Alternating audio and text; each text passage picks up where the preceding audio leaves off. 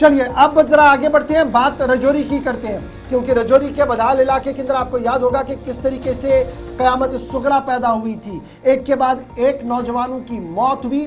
दिल्ली से लेकर जम्मू कश्मीर हुकूमत हिली, स्पेशल टीमों का तश्कील हुआ और अब इतलात और खबर यह है कि डॉक्टर और पुलिस की मुश्तरका कार्रवाइयां अभी भी जारी है।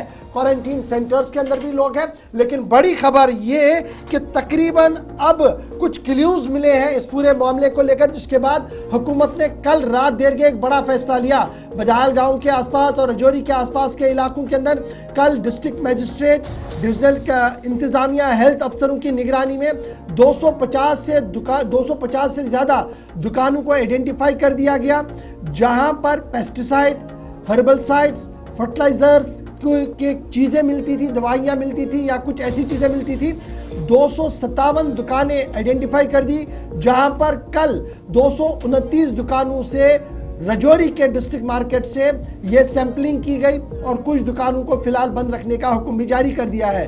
मेजर ब्रेक थ्रू इस पूरे मामले में चंद दिनों के अंदर अंदर हो सकता है, इस तरीके की बात आ रही है, क्योंकि ज्वाइंट टीम जो डॉक्टरों की है, पुलिस की है, वो ज्वाइंटली इस पूरे मामले को देख रही है। और हमारी इतलात के मुताबिक एम्स की टीम ने कुछ अहम शवाहिद लिए हैं, जिसके बाद ये पेस्टिसाइड्स और ये तमाम चीजों की सैंपलिंग जो दुकानों पर है उसको लेने का फैसला ले लिया गया। और कल डिस्ट्रिक्ट मजिस्ट्रेट के हुक्मनामे के बाद एडीडीसी जो है असिस्टेंट एडिशनल डेवलपमेंट कमिश्नर जो है डॉक्टर राजकुमार, उनकी सरबराही में टीम ने काम किया। Executive magistrate, police, health, agriculture department की निगरानी में काम किया गया और बहुत सारी दुकानों को फिलहाल सर्वे मोहर करने का हुक्म दे दिया गया है। जब तक ये रिपोर्ट्स नहीं आएंगी जो सैंपलिंग वहां से ली गई, क्या वो ये अब जब ये सैंपलिंग का प्रोसेस शुरू हुआ तो मामला शक की ओर बढ़ रहा है। और शक ये हो रहा है कि क्या वाकई तौर पर जहर देकर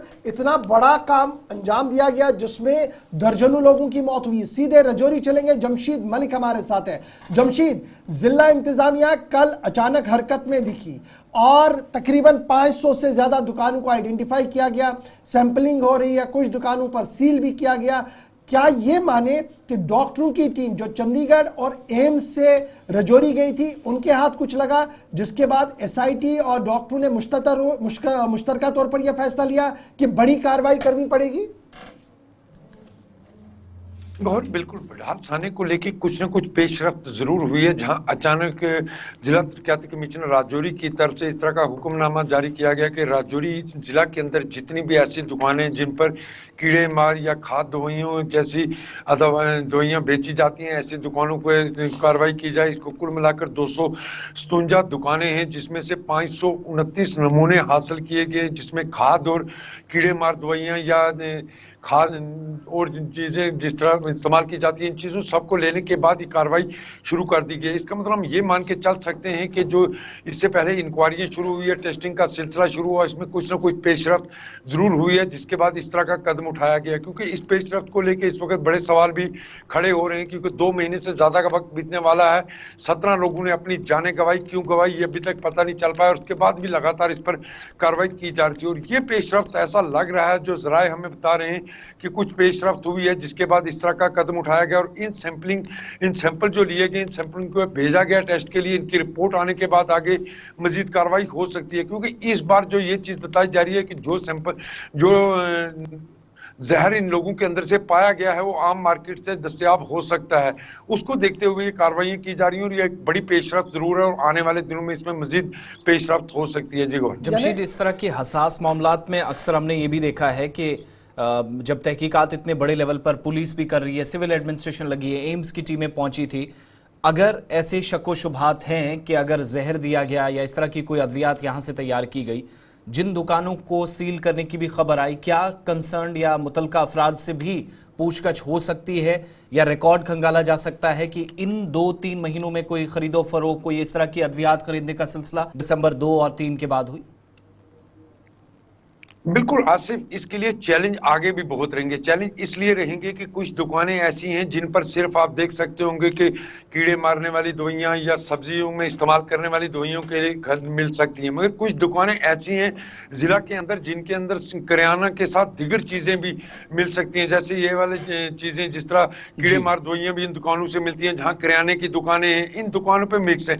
इसको देखते हुए कुछ दुकानों को हालांकि सील भी किया गया, और ये भी है कि इन लोगों से पूछताछ भी की जाएगी। सैंपलिंग की रिपोर्ट आने के बाद, क्योंकि उसके बाद जब रिपोर्ट आएगी तब ये चीजें क्लियर हो पाएंगी कि कौन सी चीज कौन सी दवा है जिसका इस्तेमाल हुआ। उसके बाद जहां से वो सैंपल लिया गया उनसे पूछताछ होगी और मजीद आगे कार्रवाई होगी। मगर बड़ी खबर जरूर ये है कि कोई बड़ी पेशरफ्त जरूर हुई है बडाल थाने में, जिसके बाद इतना बड़ा कदम इंतजामिया की तरफ से उठाया गया, और आगे आने वाले दिनों में हम यही मान के चलें कि जल्द इस पर कोई ना कोई नतीजा निकलकर सामने आ सकता है। जी, ये जो दुकानें हैं ये क्या मुकम्मल तौर पर सील कर दी गई हैं, या आर्जी तौर पर फिलहाल इनको कहा गया कि आप कोई भी सेल नहीं करें जब तक रिपोर्ट्स नहीं आएंगी? और रिपोर्ट्स के बारे में क्या अपडेट है, कब तक एक्सपेक्ट है इंतजामिया की तरफ से?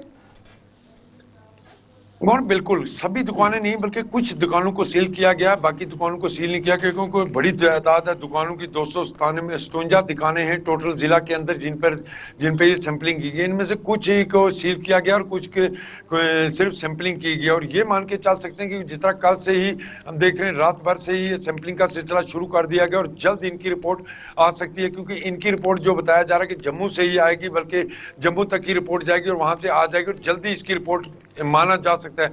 मगर ये सैंपलिंग का सिलसिला भी अभी लगातार और दिनों में भी देखने को मिल सकता है, क्योंकि जिला भर के अंदर बहुत सारी ऐसी और दुकानें भी जो आइडेंटिफाई नहीं हो सकती। उसकी वजह कि जिस तरह मैं बता रहा हूँ कि गांव के अंदर छोटी छोटी दुकानें, जहां ऐसा भी देखने को मिलता है किराने का सामान दीगर चीजों के साथ ये कीड़े मार दवाइयां भी दस्तयाब रहती है। ऐसी दुकानों की भी चेकिंग होगी, और ये मान के जिस तरह के हालात लग रहे हो, तो जिस क्या हम तरह ये माने कि कहीं ना कहीं ब्रेक थ्रू हुआ इस पूरे केस में, कि जहर देने की बात जो पहले भी आ रही थी, बाद में वो गायब हुई, कुछ और चीजें बाद में चलना शुरू की, टॉक्सिन की खबरें सामने आई, फाइनली ये कहीं क्लू मिल रहा है कि कोई तो है जिसने ये सब षड्यंत्र रचा है, जिसने ये पूरा मंसूबा रचा, और जिसमें ये 17 लोगों की जान चली गई।